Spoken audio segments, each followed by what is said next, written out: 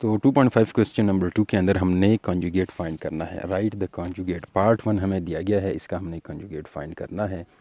तो पार्ट 1 के अंदर क्या दिया गया है? पार्ट 1 के अंदर दिया गया है थ्रू 2 + 3 आयोटा। 2 + 3 आयोटा का हमने कॉन्जुगेट फाइंड करना है। तो कैसे करेंगे? लेट सपोज आप यहाँ सोल्यूशन लिखें और उसके बाद लिखें कि लेट सपोज फॉर एग्जांपल ए हमारे पास बराबर है 2 + 3 आयोटा के। अब यहाँ आप लोग लिखें टेकिंग कॉन्जुगेट, ये स्पेलिंग आप लोगों ने पूरा लिखना है। कॉन्जुगेट लेने के बाद ये ए के ऊपर इस तरह कॉन्जुगेट आ जाएगा और वो 2 + 3 आयोटा ये इसके ऊपर कॉन्जुगेट आ जाएगा। तो नेक्स्ट स्टेप में क्या आ जाएगा? ए अपनी जगह पे और ये रियल नंबर अपनी जगह पे, इमेजिनरी पार्ट भी अपनी जगह पे। इमेजिनरी पार्ट से पहले जो साइन है उसको हम चेंज करेंगे। तो ये हमारे पास से ए का कॉन्जुगेट हो गया। पार्ट नंबर 2 के अंदर हमें क्या दिया गया है? तो पार्ट नंबर 2 के अंदर है 3 - 5 आयोटा। आप लोग लेट सपोज लिखें कि फिर से ए बी सी डी या एक्स या Z is equal to 3 - 5 iota.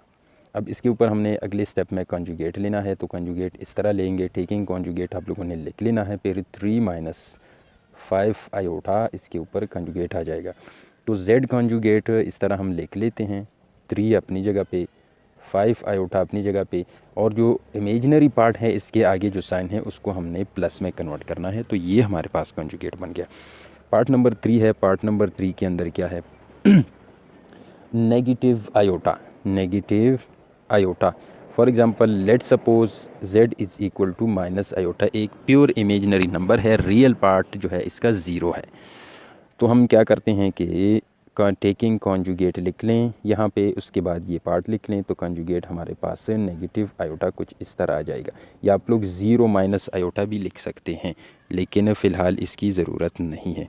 अगर लिख भी लें कोई फ़र्क नहीं पड़ता, 0 अपनी जगह पे आ जाएगा, 1 आयोटा या आयोटा अपनी जगह पे आ जाएगा, और ये माइनस जो है प्लस में कन्वर्ट हो जाएगा, इमेजिनरी पार्ट के पहले वाला साइन जो है, और ये बार जो है यहाँ पे नहीं लगेगा। तो ये हमारे पास इसका आंसर पॉजिटिव आयोटा आ गया कॉन्जुगेट का। तो उसके बाद पार्ट नंबर 4 के अंदर है। पार्ट नंबर 4 में क्या है? -3 + 4 आयोटा। लेट सपोज कि -3 + 4 आयोटा हमारे पास y के बराबर है। हमने ये ले लिया। अब इसके बाद हम क्या लिखते हैं कि इसका कॉन्जुगेट नेक्स्ट स्टेप में ले लेते हैं। y conjugate is equal to -3 + 4 iota, इसका हमने कॉन्जुगेट ले लिया। तो y कॉन्जुगेट अपनी जगह पे, रियल पार्ट -3 है ये अपनी जगह पे, 4 आयोटा भी अपनी जगह पे। 4 आयोटा का जो साइन है यानी इमेजिनरी पार्ट का, वो प्लस से माइनस हो जाएगा।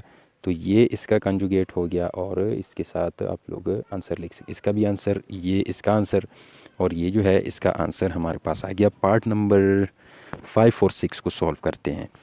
तो मैं क्लियर करता हूँ 5, पार्ट नंबर 5 एंड 6 इंतहाई सिंपल है, इससे भी ज़्यादा सिंपल। तो पार्ट नंबर 5 के अंदर दिया गया है, पार्ट नंबर 5 के अंदर है -4 - आयोटा।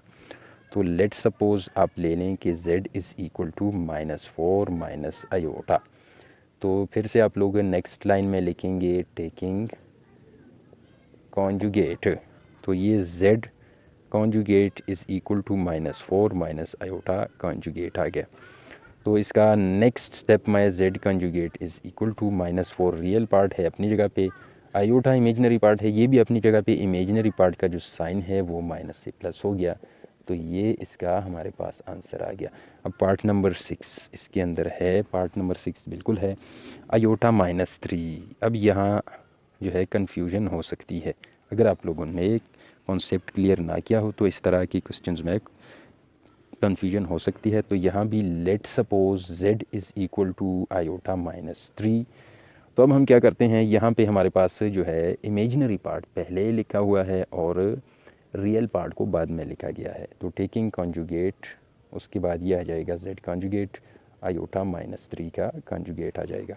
तो हमारे पास नेक्स्ट स्टेप में आ जाएगा z का कॉन्जुगेट इज़ इक्वल टू, चूँकि ये रियल पार्ट है तो ये माइनस के साथ ही अपनी जगह पे लगेगा, और ये आयोटा जो है, ये 1 आयोटा या आयोटा हमारे पास इमेजिनरी पार्ट है और इसके आगे कुछ नहीं है, इसका मतलब पॉजिटिव साइन है।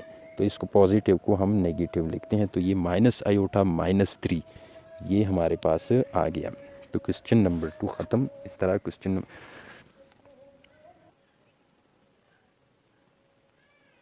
तो क्वेश्चन नंबर 3 के अंदर हमने रियल एंड इमेजिनरी पार्ट्स को अलग अलग करना है। पार्ट 1 हमें दिया गया है, पार्ट 1 के अंदर है,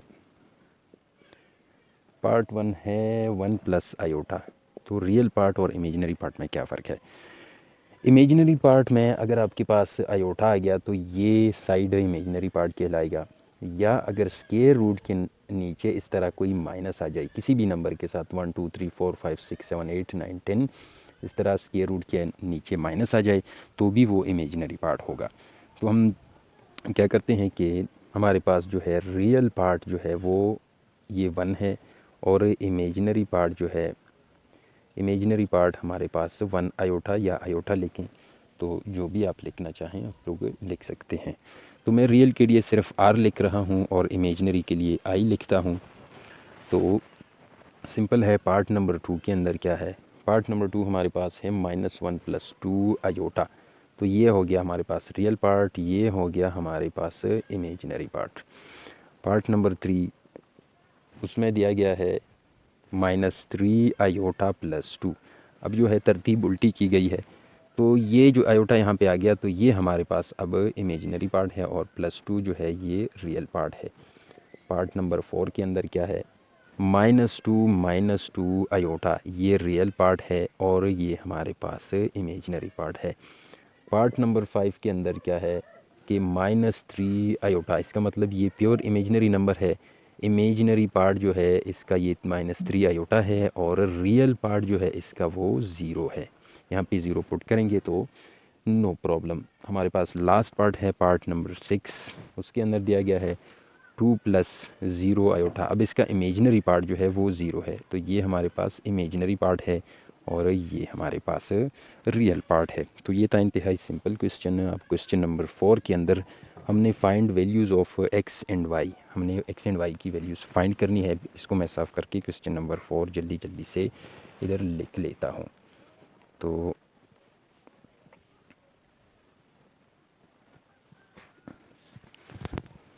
क्वेश्चन 4 के अंदर वो कह रहे हैं, क्वेश्चन 4 के अंदर क्या कह रहे हैं? Find the value of X and Y, find the values of X and Y F अगर हमारे पास x + iota Y is equal to x + iota Y + 1 बराबर है 4 - 3 आयोटा के बराबर है।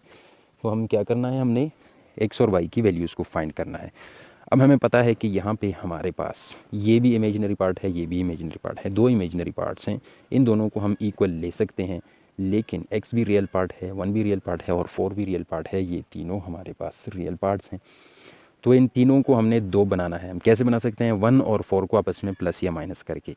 तो आप लोगों ने इधर सोल्यूशन लिखना है, सोल्यूशन के बाद ये लिखना है, इधर सोल्यूशन आ जाएगा, और यहाँ पर आप लोगों ने टू फाइंड, नेक्स्ट स्टेप में टू फाइंड लिखेंगे values of X and Y, values of X and Y. तो इस तरह हमारे पास आ जाएगा। नेक्स्ट स्टेप में आप लोग क्या कर सकते हैं कि x + iota Y is equal to 4 - 3 iota, अपनी जगह पे +1 यहाँ पे शिफ्ट हो जाएगा, तो ये -1 हो जाएगा, और 4 के आगे कुछ नहीं है, इसका मतलब हम प्लस लगा सकते हैं, प्लस ही है। तो x + आयोटा वाई हमारे पास बराबर आ गया 4 - 1, तो ये हमारे पास 3 आ जाएगा, 3 आ गया, और -3 आयोटा हमारे पास आ गया। अब जो है हम रियल पार्ट को रियल के इक्वल ले लेते हैं और इमेजिनरी पार्ट को इमेजिनरी पार्ट के इक्वल ले लेते हैं। तो x हमारे पास डायरेक्टली इज़ इक्वल टू 3 आ गया, और iota y is equal to iota 3 है, 3 आयोटा, इसका मतलब है कि y 3 के -3 के बराबर है। ये आगे जो साइन है ये हमने साथ में उठाना है, तो ये -3 आ गया। यहाँ भी आयोटा है, यहाँ भी आयोटा है, आयोटा और आयोटा कैंसिल भी हो सकते हैं, या डायरेक्टली ना लिखें तो कोई ज़रूरत नहीं है। अब ये y(x) इज़ इक्वल टू 3 और y इज़ इक्वल टू -3, ये इसका आंसर है। और इसी के साथ हमारा एक्सरसाइज 2.5 ख़त्म हो गया।